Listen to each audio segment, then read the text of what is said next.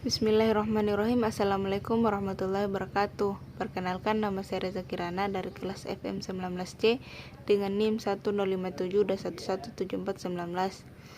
Baiklah, di sini saya akan memberikan beberapa contoh bagaimana cara menghitung rasio likuiditas. Adapun pengertian dari rasio likuiditas yaitu merupakan rasio yang menggambarkan kemampuan perusahaan dalam memenuhi kewajiban atau utang jangka pendek. Artinya apabila perusahaan ditagih, perusahaan akan mampu untuk memenuhi utang tersebut, terutama utang yang sudah jatuh tempo. Kemudian yang kedua yaitu jenis-jenis rasio likuiditas yang dapat digunakan perusahaan untuk mengukur kemampuan, yaitu yang pertama rasio lancar, yang kedua rasio sangat lancar, yang ketiga rasio kas, yang keempat rasio perputaran kas, yang keenam inventory net working capital. Baiklah, untuk perhitungan rasio lancar yaitu aktiva lancar per utang lancar kali 100%. Untuk pembahasan rasio ini kita menggunakan laporan neraca Lakeland Corporation pada tahun keempat dan tahun kelima. Untuk tahun keempat, total aktiva lancar sebesar 12.234 per utang lancar 6.320 dikali 100% sama dengan 1,95%.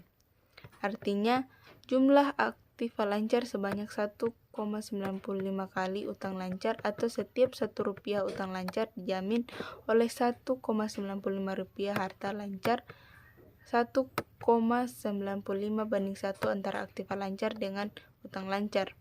Kemudian untuk tahun kelima yaitu total aset lancar yaitu 13.570 per total utang lancar 5.900 dikali 100% sama dengan 2,3%. Artinya jumlah aktiva lancar sebesar 2,3 kali utang lancar, atau setiap Rp1 utang lancar dijamin oleh Rp2,3 atau harta lancar 2,3:1 antara aktiva lancar dengan utang lancar. Kemudian yang kedua, rasio sangat lancar. Rumus untuk mencari rasio sangat lancar yaitu total aktiva lancar dikurang persediaan per total utang lancar. Untuk tahun keempat, total aktiva lancar yaitu sebesar 12.324 dikurang persediaan 250 per total utang lancar 6.320 dikali 100% sama dengan 0,80% atau dibulatkan menjadi 1%. Kemudian untuk tahun kelima yaitu total aktiva lancar sebesar 13.570 per dikurang sediaan sebesar 7.050 per total utang lancar sebesar 5.900 dikali 100% sama dengan 1,10%.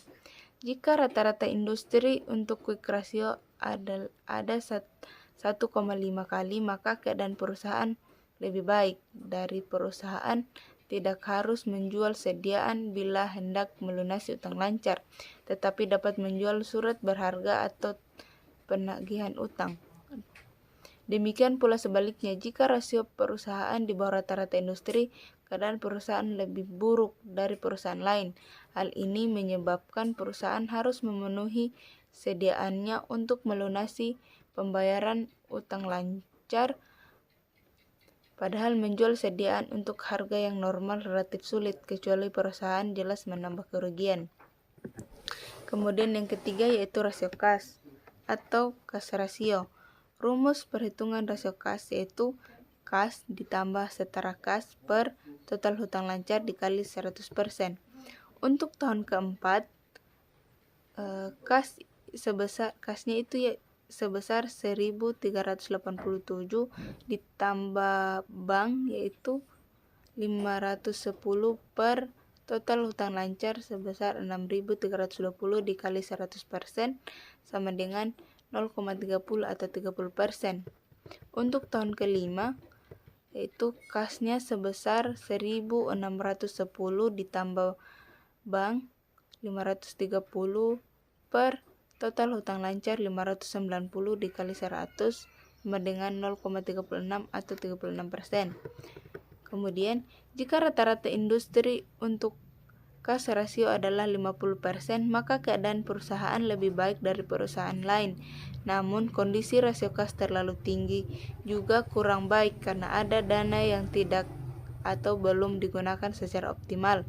Sebaliknya, apabila rasio kas di bawah rata-rata industri, kondisi kurang baik ditinjau dari rasio kas karena untuk membayar kewajiban masih memerlukan waktu untuk menjual lagi dari aktiva lancar lainnya. Kemudian yang keempat yaitu rasio perputaran kas. Rumus yang digunakan adalah rasio perputaran kas sama dengan penjualan bersih per modal kerja dikali 100%. Untuk tahun keempat, rasio perputaran kas yaitu penjualan bersih sebesar 41.700 per total aktiva lancar dikurang dengan total hutang lancar yaitu 12.324 dikurang 6.320 dikali 100% sama dengan 6,74% atau dibulatkan menjadi 7%. Kemudian untuk tahun kelima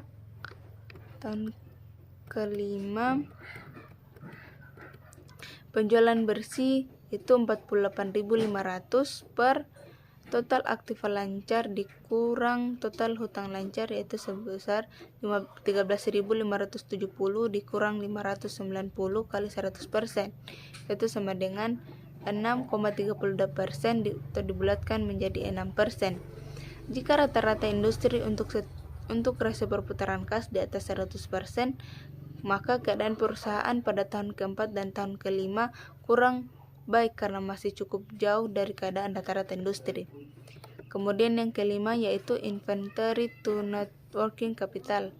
Rumus untuk mencarinya yaitu inventory to net working capital sama dengan persediaan per total aktiva lancar dikurang total utang lancar kali 100%. Untuk tahun keempat yaitu persediaan yaitu sebesar 7.250